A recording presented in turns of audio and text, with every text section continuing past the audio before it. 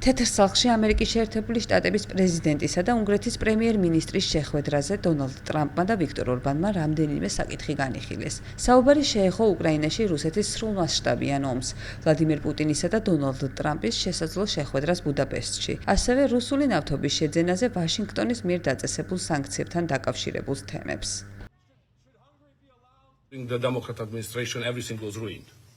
დემოკრატების მმართველობისას ყველაფერი განადგურდა, რაც იყო დაკავშირებული ამერიკისა და უნგრეთის ურთიერთობასთან. მას შემდეგ, რაც თქვენ დატოვეთ პრეზიდენტის ადმინისტრაცია, ყველაფერი განადგურდა, გაუქმდა და ბევრი ზიანი მოგვადგა წინა ადმინისტრაციისგან.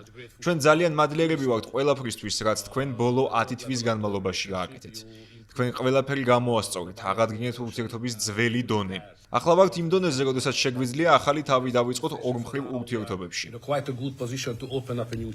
სიცხადისთვის მინდა ვთქვა, რომ აქ არ ვარ, რომ პრეზიდენტ ტრამპს ვთხოვო დახმარება ევროკავშირში კონფლიქტების მოგვარებაში.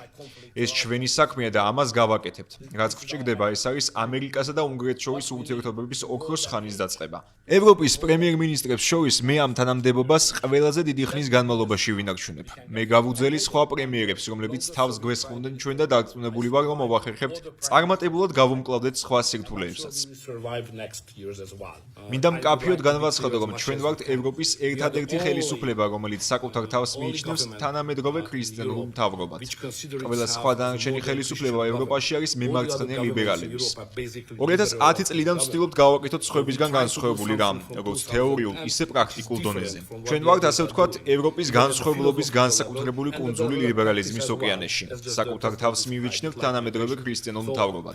ეს არის ერთადერთი სწორი შესატყვისი ჩვენი ქმედებებისა. ბრიუსელსა და სხვა ევროპელებს აქვთ სხვა შეხედულებები ომთან დაკავშირებით. მშვიდობის მომხრე ხელისუფლებები ჰყავთ მხოლოდ ამერიკის შეერთებულ შტატებსა და პატარა უნგრეთს ევროპაში. სხვა ხელისუფლებებს ურჩევნიათ გააგრძელონ ომი, რადგან ბევრი მათგანი ფიქრობს, რომ უკრაინას შეუძლია ფრონტის ხაზზე გამარჯვება, რაც არის ამ საკითხის არასწორი აღქმა. ანუ გინდა თქვა, რომ უკრაინას არ შეუძლია ამ ომის მოგება? როგორც იცით, სასწაულებიც ხდება. ის ბრწყინვალე და ყველასგან პატივცემული ლიდერია. არ არის აუცილებელი ზოგიერთ ლიდერს მოსწონდე. მაგრამ თუ კი დააკვირდებით მის პოლიტიკას, მიგრაციისა და სხვა მიმართულებების მხრივ და თუ შეხედავთ ევროპას, დაინახავთ, რომ მათ ევროპელებმა უამრავი შეცდომა დაუშვეს მიგრაციასთან დაკავშირებით. ეს ძალიან დიდ კილს აყენებს მათ.